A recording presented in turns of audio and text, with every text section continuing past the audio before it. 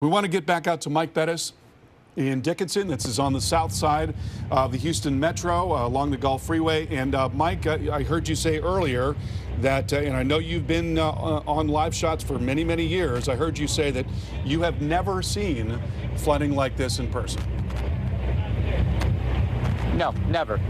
And actually, we're on a big wrecker right now, and we're trying to get through to some people that need rescued. Those guys are doing a great job. They've rescued several people in their boat already. This is our situation. Look at the businesses that are underwater right now. This gentleman's got some folks that he's trying to get to at, I believe he said, the bank.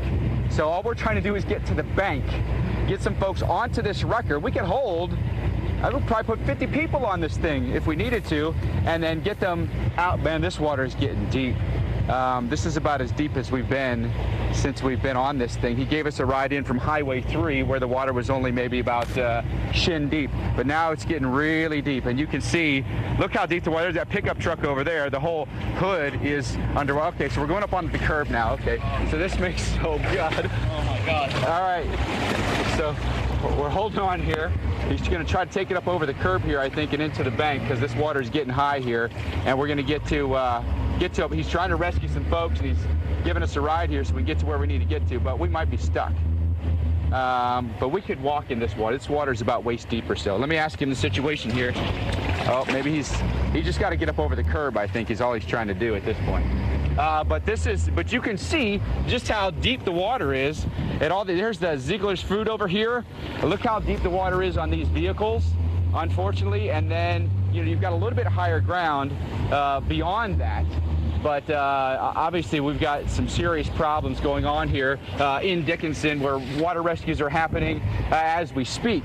So please keep in mind, where you are, you need to shelter in place. If you feel like you're okay, then don't bother tying up the 911 system. That's not going to do you any good, or people that really need it any good. If you are in a life-threatening emergency, please do call 911. And so we're on this. We're going to back up a little bit here. This is getting a little too high. I think he's decided now, rightfully so, that we should back out of this water. It's just way too high at this point. I don't think he's going to be able to get through. We're probably going to have to come through with a boat in order to rescue folks that need to be rescued down the way there. But even a gentleman back here, I think we're going to have to pick this gentleman up back here. He's in waist deep water. He said he was going to try to make it out, but I think at this point maybe we should just pick him up and get him out of this. He seems a little bewildered, and I'm not sure he knows exactly what to do here. So maybe we can get him out of the water here, at least up onto the back of the wrecker here, and then we can get back to a little bit shallower water. But there are certain parts of town where it sits a little bit lower than other parts of town, and so those are the places where people are needing rescued. Look at the car dealership here. Look at all the vehicles here that are underwater. The post office is taking on water. Look at the postal trucks here that are underwater. You want to get on?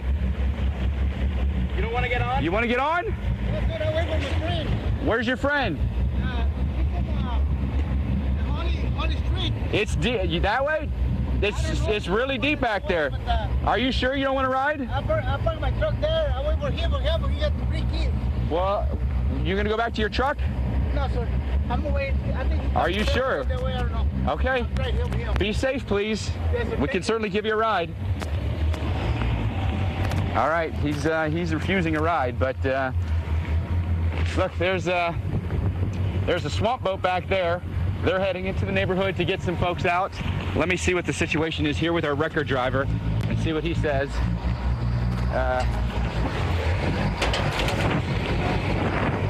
What's our situation? Back up and go up to the alleyway up here. Okay, so he's going to back up out of this flood and go back up to the highway where the water's a little shallower and try to get in a different route to the folks that need to be rescued. But I truly have never seen anything like this before in my life, where just random people are getting calls from neighbors, friends, maybe even strangers that they don't know.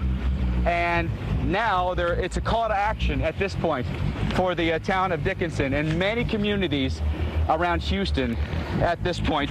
And the danger is far from over. we think that this could go on for days. This may not get any better. This may get worse here in Dickinson. I can't imagine how it could get any worse. The folks have told us here that live here wasn't like this during Ike. Never been this high before. People that have lived here for decades, never seen water like this before.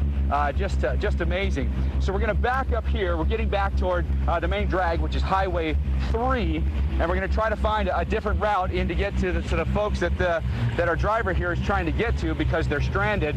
But you see the best mode of transportation right now is more likely boats than anything else if you don't have a really high-profile vehicle. And I'm not talking just a pickup truck. I'm talking, you know, we've seen big John Deere tractors roll through here. They're bringing in combines that have, I mean, these are combines that will harvest corn. So they have these high clearance combines that are like 8-foot clearance. And you can get in and you can get people out. Even saw some folks that had a John Deere tractor with a shovel on the front. They had their boat in it, and they were going to go pick up people in Dickinson at Highway 45. I mean, it's just amazing. My mind is just blown away by what you see, and I think we might be going now up Highway 3 now and trying a different route to get to these folks that need rescued. But I'm even a little worried that some of these trucks may not be able to get by this evening. But what a situation right now in Dickinson. I just cannot wrap my mind about what is happening right now in the Houston area. If Carl Parker is still with us, Carl, I hope you are and you can hear me, that Dickinson Bayou has come way out of its banks. I don't know if we have a river gauge along this or not, if we have any idea of how much the bayou has come up or not. I don't have one right next to Dickinson, Mike, but I can tell you that not very far away from there in Webster, we got a report of 28.8 inches of rain. So some of the highest totals that we have seen in Harris County have been not very far away from that location. I can show you also here the Harris County creeks and bayous. This is a look at all of the different bayous, and so they've got a very elaborate system of gauges along these creeks and bayous because these are what drain the city essentially. Every single one of these red dots is showing you where there is ongoing major flooding. So this is really remarkable when you think about it. This is extending from downtown Houston right in here and then out towards Memorial and then right out along the Katy Freeway, Southwest Freeway as well, down along the West Loop, down towards Meyerland, down on 288 into Pearland, down into the Gulf Freeway. You see all the red dots here. This is where Mike is, right at the bottom of your screen, right in this area, just a little bit below the banner there. And then up and along the bay, out up into the northern part of the metro there, out along the North Freeway, getting out towards Intercontinental, just widespread areas of ongoing major flooding out along 290 as well. Just about the entire metro area now showing that we are in major flooding. So this is where we are right now, and the way that we got here was by the system that just did not move over the last couple of days. This is a radar loop showing you the last 18 hours. Look at the center of the circulation of this tropical storm, basically within that circle over 18 hours and bringing up tremendous amounts of heavy rain. And within those red areas there, you see the rainfall rates that have just been exceptionally high. Mike, back to you. It's okay. It's okay. It's okay. Okay, here you go. Carl, grabbing some kids. We got to rescue these folks. They've been taken out of the post office. They're going to take their kayak and go find some more folks. We're going to take them to the Walgreens. You have everything you need? Yeah, man. We're just out here trying to help as many people as we can. We're pulling some elderly people out around the block and heard them yelling at us. So we. Any particular place we might be able to get to with this truck? That need people that need help? Honestly, there are some people that were down the street right where y'all came from. Well, no, they're in the state. Okay. The house, yeah. And the house is pretty close. Okay. Come here, I'm gonna jump the Walgreens and we're gonna come back over here. Okay. Try to get this truck so if anybody else is over here. Okay. Very good. All right. So we're gonna take this family. Yeah, we'll hold. We're gonna take this family to Walgreens and then we're gonna come back so we can get them to some safe ground. Everyone, you should sit down and hold on. But my goodness, you guys are okay? Oh, yeah.